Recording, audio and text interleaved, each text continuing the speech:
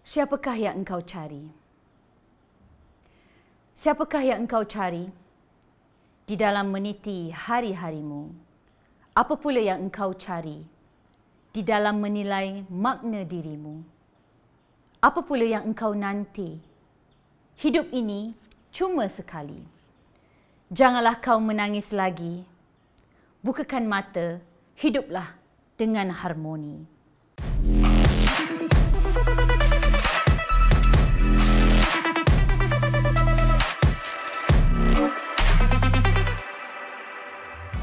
Hai, Assalamualaikum. Nama saya Fazlina Ishamuddin. Saya merupakan seorang penulis, penyair, aktivis teater dan juga seorang ibu.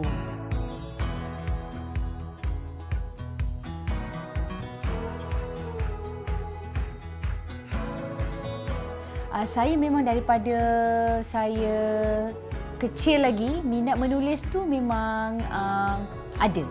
Saya sedar yang saya boleh menulis sebab abah saya dia ada selalu buat macam pertandingan menulis dekat rumah di kalangan adik-beradik. So, tulisan yang paling baik, tulis saja apa saja pada bulan tu yang menarik, so akan ditampal di peti ais sebagai juara dan akan dapat hadiah lah apa-apa, mungkin raket badminton ke, benda-benda yang kita suka. Saya rasa benda-benda tu adalah pemangkin semangat untuk adik-beradik dekat rumah tu suka menulis. Tapi yang betul-betul melekat bakat tu saya rasa saya lah.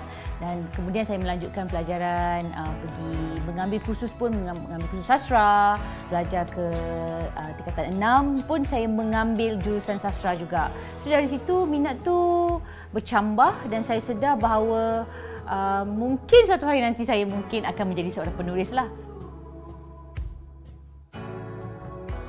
Saya mengambil kursus sastra di universiti dan pengkhususan dalam penulisan jugalah. Jadi walaupun fakulti saya itu sains sosial dan kemanusiaan, tapi saya lebih kepada perkara-perkara yang melibatkan penulisan. Kemudian saya sambung master tapi saya buat psychology counselling. Tapi minat menulis tu sentiasa ada. Saya tulis di blog, saya menghantar karya-karya saya untuk majalah dan surat khabar. So dari situ minat menulis tu sentiasa berkembang.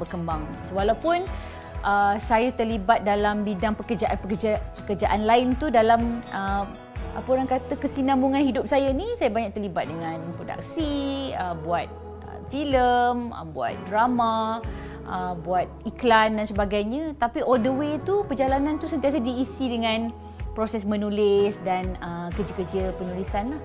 Sebab saya sendiri, saya suka challenge, saya suka cabar diri saya untuk melakukan sesuatu yang berbeza.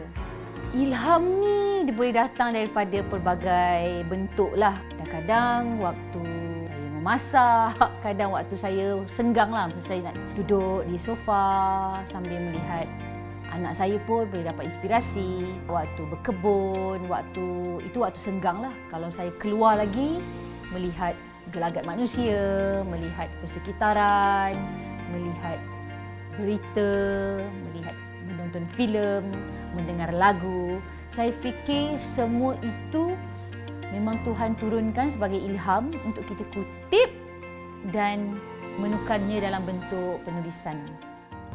Sedetik pun pahlawan tidak menangis kecuali menyeka tangis Sri Kandi.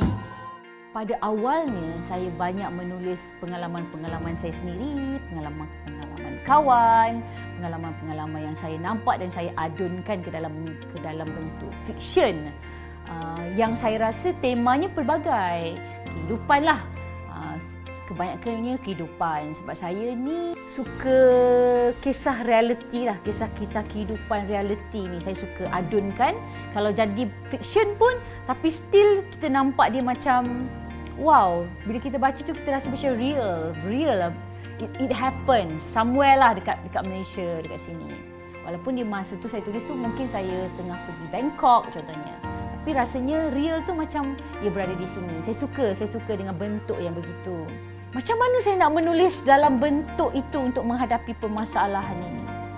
Di situlah saya fikir datangnya imajinasi kita untuk membentuk sebuah cerita, macam mana kita nak selesaikan benda ni. So jadinya banyak benda yang saya lihat dekat penulisan saya ini adalah kerana saya fikir benda tu problem dan saya nak selesaikan dia. Sebenarnya tidak mahu melabelkan diri saya sebagai seorang penulis feminism. Walaupun ramai orang cakap memang karya-karya Fazlina memang karya-karya yang sangat kuat citra wanitanya di dalamnya. Okey, terima kasih, saya akuinya. Tapi saya juga menulis tentang benda-benda lain. Saya juga menulis tentang kaum-kaum lelaki yang tertindas. Saya juga menulis tentang kaum-kaum lelaki yang membela kaum wanita. Ada juga. Saya tidak mahu orang melabelkan feminis, tegar dengan feminis kan. Ya betul, saya memang menulis tentang wanita yang kuat-kuat, yang saya rasa saya perlu keluarkan dia daripada kepompong kehidupan yang bermasalah. Dan kalau orang nak cakap tentang saya aktivis feminism pun, saya okey saja. Saya rasa ramai penulis wanita yang secara tak langsung cuba untuk membantu wanita-wanita lain, pembaca-pembaca lain untuk bangun, berdiri atas kaki sendiri dan menjadi wanita yang pemberani. Bila kita terlibat dalam komuniti independen ni, buku, secara tak langsung kita juga berkenal dengan orang kata scene music juga. Kan, secara tak langsung, dan kebetulan saya sendiri pun ada buat band juga yang menyanyikan lagu-lagu puisi contemporary dengan band saya lah, Fazlina and the Lashkar. Secara tak langsung komuniti kita tu berada bersama-sama kan. Jadi orang ni kenalkan dengan orang ni kenal dengan orang ni. So saya terlibat ni sebenarnya cukup orang gila. SOG ni macam mana saya terlibat dengan diorang ni, macam kawan atas kawan. Boleh tak tuliskan lirik untuk orang ni? So adalah a few band yang saya tuliskan lagu dan liriknya. Lagu saya tak tulis lah, saya tulis liriknya. Dan saya rasa kolaborasi ni menarik lah. Jadi orang buku boleh dengar muzik juga, orang muzik boleh dengar buku juga, ataupun kita combine juga. Saya rasa indah lah benda ni. Suka penglibatan saya dalam dunia menulis lirik ni sebab saya boleh asas skill penulisan saya ke dalam bentuk baru. Kan selama ni saya menulis untuk fiction, saya menulis untuk buku, untuk iklan dan sebagainya. Tapi kali ni menulis lirik lagu pula. Okey, cara kita bekerja kalau untuk SOG ni, cara dia ialah dia hantar lagu, dia hantar lagu melodi lah. Okey, dia bagi saya dengar, tapi saya minta dia humming. Contohnya macam lagu Pelukan Angkasa kan. Saya suruh dia humming lah. So saya masukkan, daripada saya dengar tu saya akan masukkan lirik dia daripada situ. Itu kerja saya lah. Saya cuba imajinasi kehidupan dalam tu apa semua, and akan terteralah lirik-lirik tu, muncullah lirik tu satu persatu, and macam mana you nak suitkan kata-kata tu dengan humming yang telah diberikan oleh penyanyi itu. Saya rasakan benda ni penting sangat tu. Audience, untuk pembaca, untuk orang yang baru nak start menulis tahu bahawa ilmu ni sangat-sangat penting. Saya tak pernah menulis tanpa ada kamus di depan saya, ada buku-buku orang lain, ada YouTube kat sebelah saya, ada searching tentang tutorial dan sebagainya. Tak pernah saya meninggalkan tools itu ketika saya menulis. Hampir tak pernah. Kamus memang saya bawa everywhere. Sebab itu adalah ilmu. Kita nak top up ilmu, maksudnya kita bersama ilmu tu untuk melicinkan penulisan kita, untuk menambah kosakata, untuk menambah bentuk-bentuk kat dalam tu. Jadi macam mana you menulis tanpa ilmu?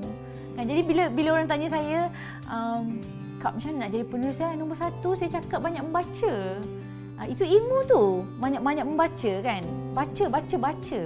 Itu nombor baca baru tulis. Bukan tulis baru baca. Kebanyakan anak-anak muda sekarang ni teruja sangat nak jadi penulis sampai diorang terlupa bahawa macam mana kau nak tulis kalau kau tak membaca? Itu satu. Kalau cakap pasal kepentingan ilmu ni, dia sangat penting. Nombor satu. Dan nombor dua ialah mencari sumber-sumber tu di tempat lain. Di movie, di music, di perbualan dengan orang. mengambil tahu, observasi, memerhatikan manusia, memerhatikan gelagat manusia, berfikir secara kritikal. Itu semua kan kepentingan ilmu tu. Jadi kalau tidak ada ilmu dalam penulisan, bila kita baca, kita tahu kering ataupun tidak penulisan tu, kita tahu. Memang setengah orang tu dia memang talented, memang dia banyak sangat ilmu dalam kepala dia, dia tak perlu ada sumber-sumber bahan-bahan lain untuk membantu dia. Tapi dia boleh menulis dengan baik. Itu kita panggil gifted lah, talented lah. Tetapi kalau tidak diasah dengan ilmu-ilmu lain pun jadi masalah juga. Okey, kalau secara peribadinya, harapan saya sendiri, saya nak karya saya sentiasa berkembanglah dari waktu ke waktu. Saya nak menjadi seorang penulis yang berevolusi. Saya tak nak statik je. Mungkin ada setengah orang kata, oh Fazlina karya-karya dia sebelum dia ada anak semua melawan. Semuanya mencabar society kan. Saya tak nak orang kata lepas ni saya akan bercakap pasal keibubapaan, pasal parenting, pasal anak-anak. No. Saya akan mungkin di luar lagi, di apa orang kata beyond lagi. Berfikir lagi di luar kotak lagi. Banyak lagi benda yang saya boleh menuliskan di situ. Saya kena selesaikan novel saya. Saya mesti ada satu novel saya sebelum umur saya 50. Dan akan terus menulislah sepanjang hidup saya. Tak kisahlah saya buat apa pun, lepas ni saya jadi apa pun, jadi penulis lirik yang tersohor sekalipun, saya nak akan terus menulis buku-buku, menulis apa orang kata karya-karya seni yang lain lah, seperti iklan, corporate punya kerja, dan menjadi penulis yang konsisten lah, saya fikir. Harapan saya. Kalau cakap pasal falsafah saya tak ada benda datang percuma, tak ada benda datang dengan begitu saja. Dia harus kerja kuat dan konsisten. Hidup ini bukan fantasi. Jangan terbuai oleh mimpi. Senyumlah dan terus hadapi. Bangun berdiri dan berani. Janganlah kau sesali lagi. Hidup ini cuma sekali. Terus melangkah dan berlari. Bukakan mata. Hiduplah dengan harmoni. Siapakah yang kita cari di dalam meniti hari-hari?